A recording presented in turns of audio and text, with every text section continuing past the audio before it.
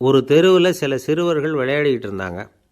ஏதோ ஒரு உயரமான கல்லை நடுத்தெருவில் வச்சு அதை சுற்றி சுற்றி ஓடி வந்துக்கிட்டு இருக்கிறாங்க. அது என்ன விளையாட்டோ அவங்களுக்கு தான் தெரியும். கொஞ்ச நேரம் அப்படி விளையாடிக்கிட்டு இருந்தவங்க விளையாடி முடித்ததும் அந்த கல்லை நடுத்தெருவில் அப்படியே விட்டுட்டு அவங்கவுங்க வீட்டுக்கு ஓடி போயிட்டாங்க. அதுக்கப்புறம் அந்த வழியாக 2 பெண்கள் பேசிக்கிட்டே வந்தாங்க. பேச்சு சுவாரஸ்யத்தில் நடுத்தெருவில் இருந்த அந்த கல்லை கவனிக்கலை. காலில் இடிச்சுட்டுது, லேசாக ரத்தம் வந்துட்டுது, வலி தாங்கலை. காலில் இடிச்சுக்கிட்ட பொண்ணு திட்ட ஆரம்பிச்சுட்டுது. வர வர ஊர் உலகம் ரொம்ப கெட்டு போச்சு, யாருக்கும் பொறுப்பே கிடையாது பாரு, இப்படி நடுத்தருவில் பொறுப்பு இல்லாமல் இப்படி கல்லை போட்டு வச்சுருக்குறாங்களே, இது நியாயமா அப்படின்னு சொல்லி இந்த சமூகத்தை கடுமையாக விமர்சனம் பண்ணிக்கிட்டு அவங்க போயிட்டாங்க. கொஞ்ச நேரம் கழித்து ஒரு வாலிபன் அந்த வழியாக வந்தான். அந்த கல்லை பார்த்தான், நின்னான், ஒரு நிமிஷம் யோசனை பண்ணான். என்ன பண்ணலாம்னு பார்த்தான்.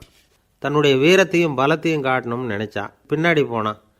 அப்புறம் வேகமாக ஓடி வந்து ஒரு சின்ன ஹை ஜம்ப் அப்படியே துள்ளி குதிச்சான். துள்ளி குதித்து தாண்டி அந்த பக்கமாக போய் விழுந்தான். அப்படியே விசில் அடிச்சுக்கிட்டு அவன் பாட்டுக்கு நடந்து போகிறான். அடுத்தபடியாக ஒரு காதல் ஜோடி அந்த வழியாக வந்தது. நடுத்தெருவில் கண்ணில் பட்டது. அவங்க 2 பேரும் ரொம்ப நெருக்கமாக சேர்ந்து வந்துக்கிட்டு இருக்கிறாங்க. நடுவில் கல் இருக்கிறதுனால கொஞ்ச நேரம் 2 பேரும் விலகி மறுபடியும் இந்த பக்கம் வந்து சேர்ந்து போகணும். கொஞ்ச நேரம் நாம் பிரிய வேண்டி இருக்குதே அப்படின்னு வருத்தத்தோடு முணுமுணுத்துக்கிட்டே இந்த பக்கம் வந்தாங்க. அதுக்கப்புறம் வழக்கம் போல் சேர்ந்து அவங்க பாட்டுக்கு எதிர்காலத்தை பற்றி கற்பனை பண்ணிக்கிட்டே போயிட்டாங்க. கடைசியாக அந்த வழியாக பார்வை இல்லாத ஒருத்தர் வந்துக்கிட்டு இருக்கார். அவர் கையில் வழக்கமாக வச்சுருக்கிற அந்த ஊன்றுகோல், கையில் இருக்கிற அந்த ஊன்றுகோலால் தனக்கு முன்னாடி அப்படியும் இப்படியும் அப்படியே தட்டிக்கிட்டு பார்த்துக்கிட்டே அவர் மெதுவாக நடந்து வந்துக்கிட்டு இருக்கிறார். வழியில் இருக்கிற அந்த கல் தட்டுப்பட்டுது. உடனே நடுத்தெருவில் ஒரு கல் இருக்குங்கிறத அவர் புரிஞ்சுக்கிட்டார். உடனே குனிஞ்சார். அந்த கல்லை தடவி பார்த்து எடுத்தார். தெரு ஓரமாக கொண்டுட்டு போய் போட்டார். அதுக்கப்புறம் அவர் பாட்டுக்கு அவர் வழியில் நடந்து போனார். இப்போது இதில் பல பேர் வந்தாங்க போனாங்க. இவங்களில் பார்வை உள்ளவங்க யார், பார்வை இல்லாதவங்க யார்? இப்படி ஒரு கேள்வி கேட்டால் என்ன பதில் சொல்ல முடியும்? கொஞ்சம் யோசித்து பார்த்தா இன்றைக்கி பல பேர் இப்படி தான் இருந்துக்கிட்டு இருக்கிறோம். ஒரு ஆள் பார்க்குறதுக்கு பெரிய மனுஷன் மாதிரி இருக்கார். ஒரு தெரு வழியாக நடந்து வந்துக்கிட்டு இருந்தார். இருட்டு நேரம். வழியில் ஒரு பெரிய கல் கிடந்தது, கருங்கல். பார்த்தார். கொஞ்ச நேரம் யோசித்தார். போய் தூக்கி பார்த்தா ரொம்ப கனமாக இருந்தது. இன்னொரு ஆள் சேர்ந்தாதான் தூக்க முடியும். இவர் உடனே ரோட்டு ஓரமாக போய் ஒரு மரத்தடியில் உட்காந்துக்கிட்டார். 2 பக்கமும் பார்த்துக்கிட்டே இருக்கார், யாராவது வர்றாங்களான்னு. கொஞ்ச நேரத்தில் ஒருத்தர் வந்தார். இவருக்கு தெரிஞ்சவர். என்னங்க இந்த நேரத்தில் இங்கே உட்காந்துருக்குறீங்கன்னு கேட்டார் அவர். அதோ அந்த கருங்கல் அப்படின்னு சுட்டி காட்டினார். ஓ, அதை தூக்கி ஓரமாக போடணுமா? வாங்க 2 பேரும் தூக்கலான்னார் வந்தவர். நான் அதுக்காக உட்காந்துருக்கலேன்னார் இவர். பின்ன வேறு எதுக்காகன்னார் அவர். ஒரு மனுஷன் கருங்கல்லில் காலை இடிச்சுக்கிட்டான்னா எப்படி துள்ளுவான்னு பார்க்கணுங்கிறது எனக்கு ரொம்ப நாளாக ஒரு ஆசை, அதுக்காக தான் உட்காந்துருக்கிறேன் அப்படின்னாராம்.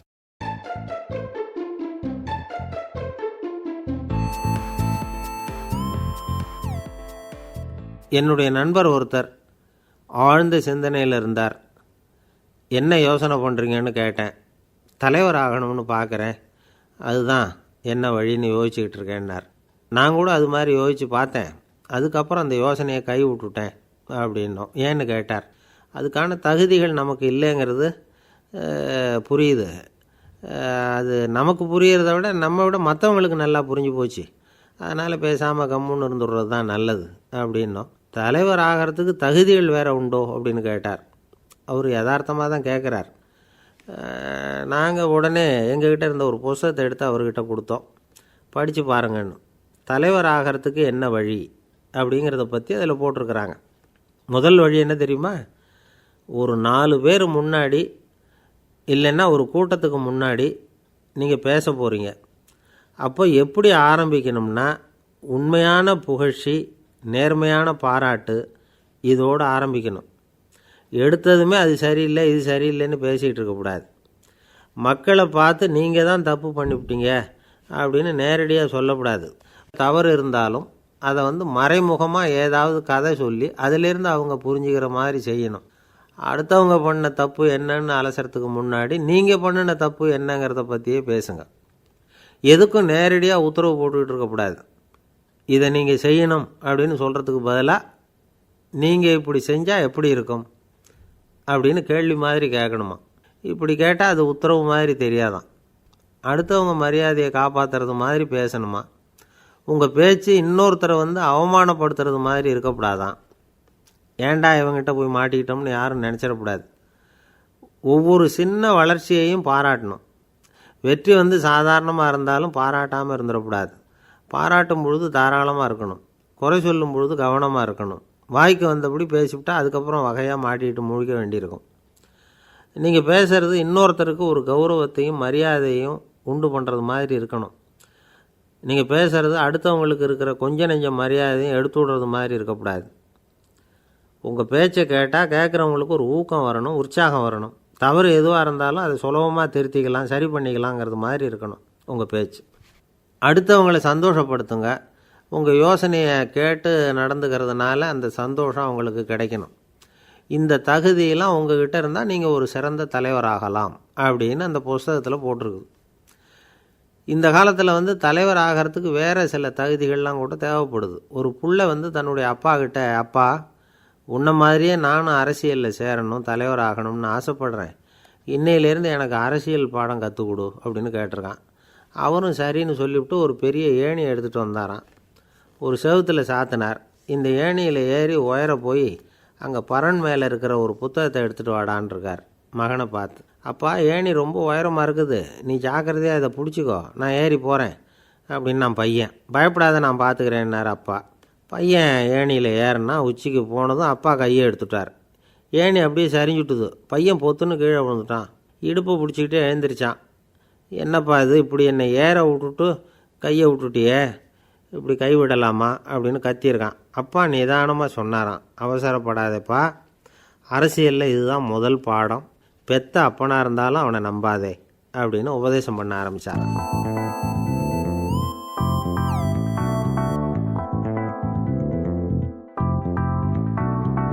அன்பாக இருக்கணும்னு அநேக பெரியவங்க சொல்லியிருக்கிறாங்க. நாமளும் அதை கேட்டுவிட்டு அன்பு காட்டுறதுக்கு தயாராக தான் இருக்கிறோம். அதை வாங்கிறதுக்கு தான் ஆளை காணும். இருந்தாலும் அன்பில் எத்தனையோ வகை உண்டு. அதை சரியாக புரிஞ்சுக்கிட்டு அதுக்கப்புறம் அன்பு காட்ட ஆரம்பிக்கணும். வகையை புரிஞ்சிக்காமல் அன்பு காட்டினா வம்புல மாட்டிக்க வேண்டியது தான். அன்புன்னா சாதாரணமாக நினச்சி விடாதீங்க. அதில் எவ்வளவு விதம் தெரியுமா? இரக்கம், கருணை, காருண்யம், பந்துத்துவம், பட்சம், பாசம், நேசம், விசுவாசம், அபிமானம், காதல், பக்தி, இப்படி பல விதமாக அதை பற்றி சொல்லி வச்சுருக்கிறாங்க பெரியவங்க. இந்த வார்த்தைகள்லாம் நாம் கேள்விப்பட்டது தான். இருந்தாலும் அதுகளுக்குள்ளே என்ன வித்தியாசம்னு கேட்டால் சரியாக சொல்ல தெரியாது. அதனால் இந்த வார்த்தைகளுக்கெல்லாம் பெரியவங்க என்ன விளக்கம் சொல்கிறாங்கன்னு இப்போ பார்க்கலாம். எளியவர்கள் மேலே செலுத்துகிற அன்பு இருக்குது பாருங்கள், அதுக்கு இரக்கம்னு பேர். அறிவு பலம், சரீர பலம், இது ரெண்டும் இல்லாதவங்க மேலே, அதாவது வலிமையற்றவர்கள் மேலே செலுத்துகிற அன்பு இருக்குது பாருங்கள், அதுதான் கருணை. எறும்புலேருந்து யானை வரைக்கும் சகல ஜீவராசிகள் மேலேயும் காட்டுற அன்புக்கு காருண்யம்னு பேர், ஜீவகாருண்யம். சிவி சக்கரவர்த்தி காட்டின அன்பு இந்த ரகம். உறவினர்கள், சொந்தக்காரங்க, அவங்க வசதியாக இருந்தாலும் வறுமையில் இருந்தாலும் வித்தியாசம் இல்லாமல் காட்டுற அன்பு இருக்குது பாருங்க, அதுக்கு பேர் பந்துத்துவம். ஒரு எஜமானன் வேலையாள்கிட்ட காட்டுற அன்பு இருக்குது பாருங்க, அதுக்கு பேர் தான் பட்சம். அவனும் தன்னை மாதிரி மனுஷன்தாங்கிற நினப்பு வேணும். ஒரு தாய் தன்னுடைய குழந்தை மேலே, ஒரு குழந்தை தன்னுடைய தாய் மேலே செலுத்துகிற அன்புக்கு பாசம்னு பேர். ஈருடல் ஓர் உயிர்னு நினைக்கிறது இது. ராமரும் கௌசலையும் இதுக்கு உதாரணம். தம்மை ஒத்த நண்பர்கள்கிட்ட செலுத்துகிற அன்புக்கு நேசம்னு பேர். வயசு, செல்வம், அந்தஸ்து, இந்த வித்தியாசமெல்லாம் பார்க்காம அவங்க சுகதுக்கத்தில் சமபங்கு எடுத்துக்கிறது இது. கிருஷ்ணன் குசேலர்கிட்ட காட்டினது இந்த ரகம். வேலை செய்கிறவன் முதலாளிகிட்ட காட்டுற அன்புக்கு விசுவாசம்னு பேர். தேசத்து மேலேயும் தாய்மொழி பேர்லையும் செலுத்துகிற அன்புக்கு அபிமானம்னு பேர். தேசாபிமானம்னு சொல்கிறோமே, இதுதான். ஒரு கணவன் மனைவி பேரில் காட்டுற அன்புக்கு காதல்னு பேர். கடவுள் பேரில் செலுத்துகிற அன்புக்கு பக்தின்னு பேர். இப்படி அன்புல பல ரகம் இருக்கிறப்போ அதில் உள்ள வித்தியாசம் தெரியாமல் இடம் மாற்றி அன்பு காட்டினா இடைஞ்சல் தான். சரி, இந்த அன்பை பற்றி விஞ்ஞானம் என்ன சொல்லுது தெரியுமா? இதயத்தை பாதுகாக்கிறதுக்கு முக்கியமாக தேவைப்படுற ஒன்று இந்த அன்பு தான்னு சொல்லுது. நெதர்லாந்து விஞ்ஞானிகள் இதை ஆராய்ச்சி பண்ணியே கண்டுபிடிச்சிருக்கிறாங்க. கொஞ்சம் முயல் குட்டிகளை 2 பிரிவாக பிரித்தாங்க. 2 குரூப்புக்கும் கொழுப்பு அதிகமாக உள்ள ஆகாரத்தையே கொடுத்துக்கிட்டு வந்தாங்க. ஆனால் ஒரு குரூப்புக்கு வெறுமன ஆகாரத்தை கொடுத்ததோடு சரி, இன்னொரு குரூப்பு முயல்களுக்கு ஆகாரம் கொடுத்ததோடு நிறுத்திக்கல. அதுக்கு முன்னாடி கூண்டுகளை திறந்து விட்டு முயல்களை கொஞ்ச நேரம் எடுத்து கொஞ்சி விட்டு அதுக்கப்புறமா ஆகாரம் கொடுத்தாராம் ஆராய்ச்சியாளர். இந்த குரூப்புக்கு இதய பாதிப்பு 60% குறைச்சலாக இருந்துதான். சில நோயாளிகளுக்கு ஹார்ட் அட்டாக் வந்தாலும் அதை தாங்கிக்கிட்டு குணமாகிற சக்தி அதிகமாக இருக்குது. இது எப்படின்னு ஆராய்ச்சி பண்ணி பார்த்துருக்குறாங்க. அவங்கெல்லாம் மனைவி தன் பேரில் ரொம்ப அன்பாக இருக்கிறதாக நினைக்கிறவங்களாம் இருக்கிறாங்களாம். இதய நோயாளிகள் பல பேரை சந்தித்து இதய நோய் ஏற்பட என்ன காரணம்னு கேட்டிருக்கிறாங்க. அவங்க சொன்ன காரணம்லாம் சாப்பாடு சம்மந்தமாக இல்லையா, மனைவி அன்பா இல்லை, இப்படிப்பட்ட காரணத்தை தான் சொல்கிறாங்களாம். அதனால் இதயத்தை பாதுகாக்கணும்னு நினைக்கிறவங்க அடுத்தவங்க அன்பாக இருக்கிறது மாதிரி பார்த்துக்குங்க, அதுதான் முக்கியம். ஒருத்தர் முகம் பூரா பிளாஸ்டரி போட்டுக்கிட்டு வந்தார். ரொம்ப கோபமாக, என்னங்க ஆச்சுன்னு விசாரித்தேன். எல்லாம் உங்களால் தான் சார்னார். விவரமாக சொல்லுங்களேன். என்ன உங்கள் தகவலை கேட்டுட்டு ஒரு பூனைக்குட்டியை கையில் எடுத்தேன், அன்பாக அதை தடவி கொடுக்கறதுக்காக. ஆனால் அது முந்திக்கிட்டது, அது என் முகத்தை தடவி கொடுத்துட்டுது. முகம் பூரா நகை கீறல், அதுதான் இப்படி அப்படின்னார். அன்பில் அறிவு சேராததுனால வந்த கோளாறு இது.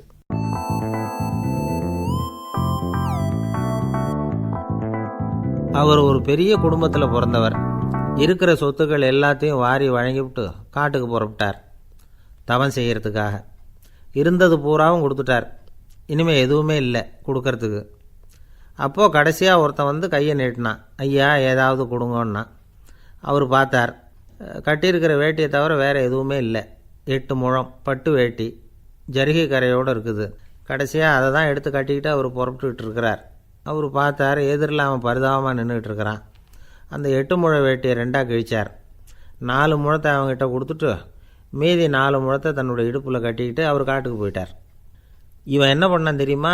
கையில் கிடைச்ச 4 முழத்தை எடுத்துக்கிட்டு கடை வீதிக்கு போனான். பழைய பட்டு வேட்டி ஜருகை இதெல்லாம் விலைக்கு வாங்குகிற வணிகர் ஒருத்தர் இருந்தார். அவர்கிட்ட போனான். இதை விலைக்கு எடுத்துக்கிறீங்களான்னு கேட்டான். அவர் வாங்கி பார்த்தார். ஆஹா, ரொம்ப அருமையான வேட்டி, விலை ஒசந்த ஜருகை, இது ஏது உனக்குன்னு கேட்டார். அவன் நடந்ததை சொன்னான். அப்படின்னா ஒன்று செய், இந்த வேட்டியோட இன்னொரு பாதியையும் மெதுவாக வாங்கிட்டு வந்துரு, உனக்கு நிறைய பணம் தரேன் அப்படின்னார் அந்த வணிகர். இவன் கொஞ்சம் யோசனை பண்ணி பார்த்தான். கொஞ்சம் இருங்க, தான் வந்துவிட்றேன் அப்படின்னு சொல்லிவிட்டு நேராக காட்டுக்கு போனான். அவர் எங்கே இருக்காருன்னு தேடி கண்டுபிடிச்சான். அவர் ஒரு இடத்துல தவக்கோலத்தில் இருக்கிறார். கட்டியிருந்த இடைவேட்டியும் அவரை அறியாமலே நழுவி கீழே விழுந்து கிடக்குது. இவனுக்கு ரொம்ப வசதியாக போச்சு. அவரை கேட்க வேண்டிய அவசியமே இல்லை. மெதுவாக சத்தம் போடாமல் அடிமேல் அடி வச்சு நெருங்கினான். அவர் கண்ணை மூடிக்கிட்டு அவர் பாட்டு நின்றுக்கிட்டு இருக்கார். இவன் மெதுவாக போய் கீழே கிடந்த அந்த துணியை எடுத்துக்கிட்டு சத்தம் போடாமல் திரும்பி நடந்தான். அப்படி கொஞ்சம் தூரம் நடந்திருப்பான். அப்படி ஓட ஆரம்பிக்கிற சமயத்தில் அவன் காலில் கீழே கிடந்த முள் ஒன்று நறுக்குன்னு தைச்சி விட்டுது. வலி தாங்க முடியாமல் அம்மான்னு கத்திவிட்டான். இந்த சத்தத்தினால கண்ணை மூடி நின்றுக்கிட்டு இருந்த அவர் தவம் கலைஞ்சிது. மெதுவாக கண்ணை திறந்து பார்க்குறார். தன் இடையில் இருந்த வேட்டி அவன் கையில் இருக்குது. இப்போ அவர் நினைக்கிறாராம், இந்த வேட்டி மேலே நான் வச்ச ஆசை அல்லவா அவனை வந்து திருடன் ஆக்கிவிட்டுது அப்படின்னு நினச்சாரான். இது எப்பேற்பட்ட மனநிலைங்கிறத கொஞ்சம் யோசிச்சு பாருங்கள். தான் ஒரு பொருள் மேலே வைத்த பற்று இன்னொரு மனிதன் திருடனாக ஆகிறதுக்கு காரணமாக ஆயிட்டுதே அப்படின்னு நினைக்கிறார். அப்படி நினச்ச அவர் யார் தெரியுமா? அவர் தான் மகாவீரர். இழந்துட்டேங்கிறியே, நீ என்னத்தை கொண்டு வந்த இங்கே இழக்கிறதுக்கு? நீ என்னத்தை உண்டாக்குன இது அழிஞ்சுட்டுதுன்னு சொல்கிறதுக்கு? இது அவருடைய சிந்தனை. இன்றைக்கி நம்ம சிந்தனையெல்லாம் வேறு மாதிரி இருக்குது. ஒருத்தன் நடுத்தெருவில் உட்காந்து அழுதுகிட்டு இருந்தான். அந்த வழியாக வந்தவர் கேட்டார், ஏன்ப்பா அழற அப்படின்னு கேட்டார். 5 ரூபா சார், இந்த இடத்துல விழுந்துட்டுது, ரொம்ப நேரமாக தேடுறேன், கிடைக்காது போல இருக்கு அப்படின்னா. எப்போ தொலைஞ்சுது அப்படின்னு கேட்டார். அது எனக்கு தெரியாது சார், பணத்தை தொலைச்சவன் தேடி பார்த்துட்டு போயிட்டான், நான் அவனுக்கு பின்னாடி தேட வந்தவன் அப்படின்னு சொல்லிவிட்டு மறுபடியும் தேட ஆரம்பித்தானா.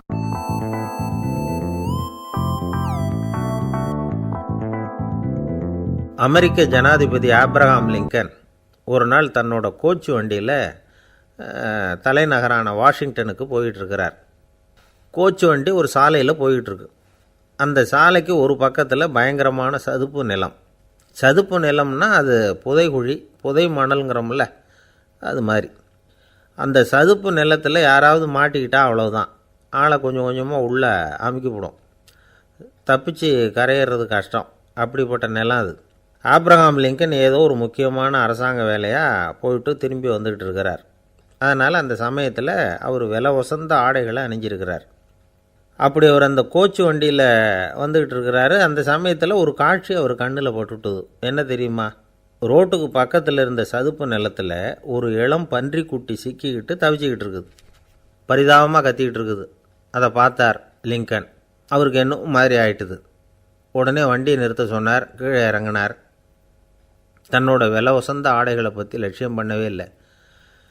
தனக்கே ஆபத்து வரலாம்ங்கிறத பற்றியும் கவலைப்படலை. தான் ஒரு குடியரசுத் தலைவருங்கிறத பற்றியும் அவர் நினச்சி பார்க்கல. நேராக அந்த சதுப்பு நிலம் பக்கமாக போனார். அந்த சேத்துல இறங்கி பன்றிக்குட்டியை காப்பாற்றி கரைக்கு கொண்டுட்டு வந்து சேர்த்துட்டார். அதுக்கப்புறம் நிம்மதியாக கோச்சு வண்டியில் ஏறி வெள்ளை மாளிகைக்கு வந்து சேர்ந்தார். ட்ரெஸ்ஸு உடம்பு பூரா சேறு சகதி. பார்க்குறவங்களுக்கெல்லாம் ஆச்சரியமாக போச்சு. அவங்களுக்கு ஒன்றும் புரியல. இவர் நேராக ட்ரெஸ்ஸு மாற்றிக்கிறதுக்காக போனார். கோச்சு வண்டி ஓட்டிகிட்டு வந்தவங்கிட்ட போய் எல்லோரும் கேட்டாங்க என்ன ஆச்சு அப்படின்னு. அவர் வர்ற வழியில் நடந்த விவரத்தை சொன்னார். ஆபிரகாம் லிங்கனுடைய இந்த இறக்க குணத்தை எல்லாரும் பாராட்டினாங்களாம், புகழ்ந்தாங்களாம். ஆனால் இதுக்கு லிங்கன் என்ன பதில் சொன்னார் தெரியுமா?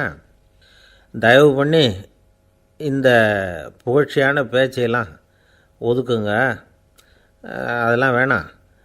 அந்த சின்ன பிராணி சகதியில் மாட்டிக்கிட்டு துடிச்சிக்கிட்டு இருந்தது, அதை பார்த்தேன். உடனே என்னுடைய இதயத்தில் ஒரு முள் தைச்சது மாதிரி ஒரு உணர்வு. அந்த முள்ளை பிடுங்கி எறிஞ்சேன், அவ்வளவுதான். உண்மையில் அந்த பிராணிக்கு நான் உதவினேங்கிறத விட எனக்கு ஏற்பட்ட இன்னலை போக்கிட்டேன் அப்படிங்கிறது தான் உண்மை. அதுதான் பொருத்தம். அப்படி இருக்கிறப்போ இதில் புகழறதுக்கு என்ன இருக்குது அப்படின்னார் ஆபிரகாம் லிங்கன். எவ்வளவு யதார்த்தமான வார்த்தைகள் பாருங்கள். இந்த காலத்தில் நம்மளையும் பல பேர் அப்படி உண்டு. நீச்சல் தெரியாத ஒரு ஆள் தண்ணியில் இறங்கிட்டான்.